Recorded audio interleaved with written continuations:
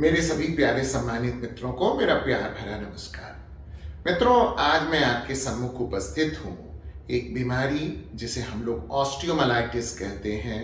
शाब्दिक अर्थ होता है हड्डियों में पड़ने वाला मवाद। मैं इस बारे में आज आपसे बात करूंगा। मित्रों, हमारी हड्डियों में होने वाले इन्फेक्शन या मवाद का हम लोगों को यदि उचित रहते समय पर हम इसका इलाज निदान नहीं करते हैं तो आप ये मान कर चलिए कि यह हमारे जीवन में एक दुख स्वप्न सी बात हो जाती है। अगर यह उम्र के हिसाब से किसी छोटे बच्चे में हो तो बहुत दुखदाई होती है। इवन जवान व्यक्ति भी यदि टूट जाते हैं और कभी उनकी हड्डियां जैसे इन्फेक्शन में आ जाती हैं तो भी बेहद नुकसान होता है।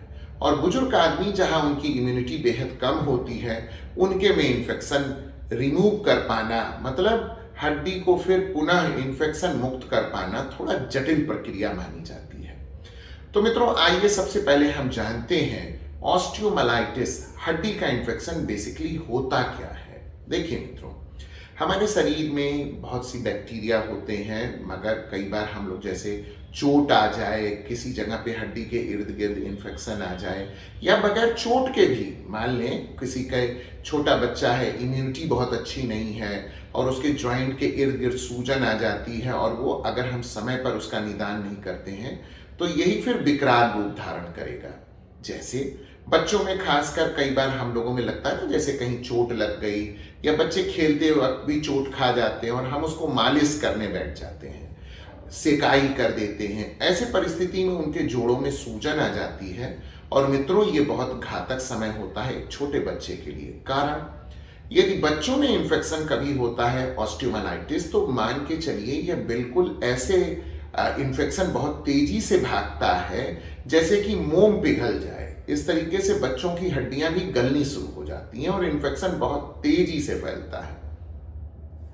कहने का शाब्दिक अर्थ होगा मित्रों कि आग आप जितने जल्दी पकड़ लें उसे बुझाना आसान होता है। यदि किसी बच्चे, किसी जवान और किसी बुजुर्ग व्यक्ति में यदि आपको लगता है किसी भी जोड़ के इर्द गिर्द सूजन या आपकी कहीं पर अनावश्यक सूजन बढ़ रही है, आपको बुखार आ रहा है, आपकी खाने की इच्छा नहीं हो रही है, तो ये सभी इन्फेक्शन का, हड्डी के ऑस्टियोमालाइटिस इन्फेक्शन का ही ये कारण या शुरुआत हो सकती है। तो मित्रों, सबसे पहले तो हम ये जानें कि यदि हमें इन्फेक्शन है तो कुछ ऐसे लक्षण हैं जिससे हम पहचान सकते हैं। जैसे मान लीजिए किसी व्यक्ति के हाथ में इन्फेक्शन होना शुरू होता है तो सबसे पहले उसे अगर यहाँ पर सूजन हो रही है तो उसके निकटवर्ती जो नीचे वाला पोर्शन होगा ये भी सूजेगा। कई बार ये सूजन ऊपर भी आएगी।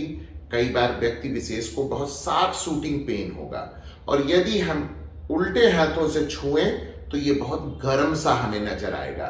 तो हमें ये लग जाना चाहिए कि ये इन्फेक्शन है और तुरंत से हमें डॉक्टर के पास सलाह लेनी चाहिए।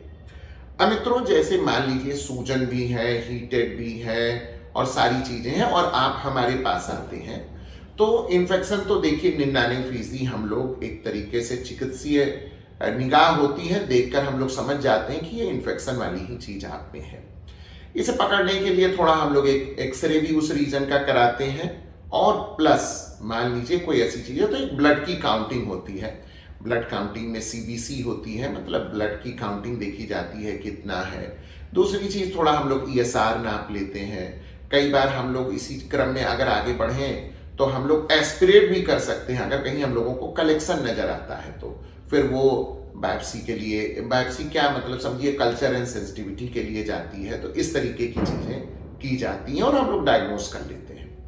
मान लें मित्रों, यदि हम लोग डायग्नोस कर लेते हैं तो इसके बाद क्या करेंगे? इसके बाद हम लोग आपको प्रॉपर एंटीबायोटिक देते हैं और कई बार उस रीजन में तुरंत नहीं कोई ऐसी चीज करने की जरूरत होती है। पहले हम लोग 3 से 4 दिन उस जगह को सुमैग, आप सामान्यतः देखते हैं मित्रों पीला मलहम लोग कहते हैं, वो सुमैग ड्रेसिंग होती है। सुमैग लेकर के पट्टियां बांध दी जाती हैं और आपको प्रॉपर एंटीबायोटिक आईवी डोजेस या ओरल डोजेस में भी आपको छोड़ दिया जाता है, मतलब खाने वाली दवाएं या तो आपको नसों में देने वाली इंजेक्शन लगाई जाती हैं। अब मित्रों देखिए, इसमें तकरीबन 80 से 85% ऐसे लोग होते हैं जिनका इन्फेक्शन खत्म हो है। जैसे उन्हें बुखार कम लगेगा, फिर से उनकी खाने की इच्छा बढ़ जाएगी। तीसरा सबसे बड़ी चीज कि उन्हें फिर से उनके मूवमेंट वापस आने लगते हैं। तो ये एक चीज है कि आप सही हो रहे हैं। कई बार मित्रों ऐसा होता है कि जैसे हम लोगों ने आपको एंटीबायोटिक दी, सुमैक दिया, तो होगा क्या कि मान लीजिए अगर पूरा हाथ सूजा है तो अंत में ये सूजन आकर के एक जगह इकट्ठा हो जाता है। तो हम लोग जब उसे पैल्पेट करते हैं, मतलब उसे महसूस करते हैं, तो हम लोगों को लग जाता है कि अब पस का कलेक्शन यहाँ है, तो हम उसे किसी भी तरीके से कर सकते हैं मित्रों। इसमें भी कोई बहुत गंभीरता और परेशान होने वाली चीज नहीं है। यदि कलेक्शन बहुत एक जगह लॉक्यूलेटेड टाइप में है तो हम उसे सिरिंज से भी ले सकते हैं। कई बार हम लोग उसमें बहुत हल्का सा नीक लगा देते हैं, मतलब थोड़ा सा छेद बना देते हैं और पस ड्रेन आउट कर जाता है। एक दो बार पस अपने आप ड्रेसिंग में लगेगी। जैसे आपको घर भेजा, आप कहते हैं साहब पट्टी भीग गई, पूरा मवाद निकल गया, तो ये भी बहुत अच्छी चीज है। या मित्रों कई बार जैसे हमने आपको सुमैग लगा के भेजा, जैसे बहुत बच्चे ऐसे होते हैं, जैसे यहाँ खूब सूजन हो गई, हमने सुमैग लगा दिया, पीठ में हो गया, सुमैग लगा दिया, तो पता चला बच्चे सोने लगे और फिर एक दिन माँ बाप कहते हैं साहब सुबह पूरा मवाद निकल गया। अच्छा, जो भी है थ्रॉबिंग, जैसे एक तरीके से मानिए टभक्कन जिसे कहते हैं, तो टभकता हुआ पेन आपको फील होगा, तो आप और हम समझ जाते हैं कि अब इन्फेक्शन पक रहा है। तो मित्रों कई बार आपको खुद से ड्रेन हो जाता है, और जब आपसे खुद से नहीं ड्रेन होता तो आप आते हैं तो हम लोग उसे 16 गेज की नीडल से ड्रेन कर सकते हैं, या हम लोग उसमें थोड़ा सा निक लगा देते हैं। देखिए मित्रों, बहुत विग्रस होकर तुरंत चीरा लगाना, उसको बहुत साफ करना, खासकर मैं जोड़ों की बात नहीं कर रहा हूँ, इस जगह के इलाके की बात कर रहा हूँ जो जोड़ से थोड़े दूर हो, तो ऐसी चीजें एब्सेस ड्रेन कर देने से काम बन जाता है। मगर मान लीजिए मित्रों, अगर कोई यही चीज आपका मवाद इस जोड़ के अंदर है, तो या तो वह इकट्ठा हो जाए, तो नहीं तो कई बार हम लोगों को ऑपरेशन थिएटर में भी ले जाकर के आपकी क्लीनिंग करनी पड़ती है। मित्रों एक बात बहुत विशेष तौर पर आप ध्यान देंगे कि कभी भी यदि किसी जोड़ में मवाद बन जाए, जिसे हम लोग अक्सर करके सेप्टिक अर्थराइटिस कहते हैं, जोड़ों में होने वाला मवाद, यदि जोड़ में किसी मवाद है तो ये मानकर चलिए कि मवाद को ड्रेन करना बहुत जरूरी है। लवाज हम लोग कर देते हैं, उसे साफ कर देते हैं। अगर हम उसे साफ नहीं करेंगे, डेब्राइड नहीं करेंगे, डेब्राइड मतलब होता है मित्रों जो उसमें थोड़े से उसके डेड पीस हैं, कुछ है, उसको निकाल देना। अगर डेब्राइड नहीं करेंगे तो जोड़ हमारा बहुत तेजी से खराब होगा, क्योंकि देखिए मित्रों, जोड़ों के ऊपर एक कार्टिलेज होती है, और अगर मवाद उसमें ये मानकर चलिए 6 घंटे 12 घंटे 2 दिन तक रह जाता तो उसका डिस्ट्रक्शन करने लगेगा, मतलब उसको काटने लगेगा मित्रों। तो यहाँ ड्रेन करना बहुत जरूरी होता है। अब ड्रेन हम लोगों की इच्छा पर होती है, हम लोग उसे कैसे ड्रेन करेंगे, हम उसे निक लगा के करेंगे, सिरिंज से करेंगे, कैसे करेंगे या हम पर छोड़िए। आपको उचित समय पर जाना है मित्रों। क्या कहा, आग भड़कने नहीं देनी है। जब तक थोड़े ही इलाके में आग है, आपको डॉक्टर के पास चली जाना है ताकि उसे आसानी से बुझाया जा सके, मतलब इन्फेक्शन को खत्म किया जा सके।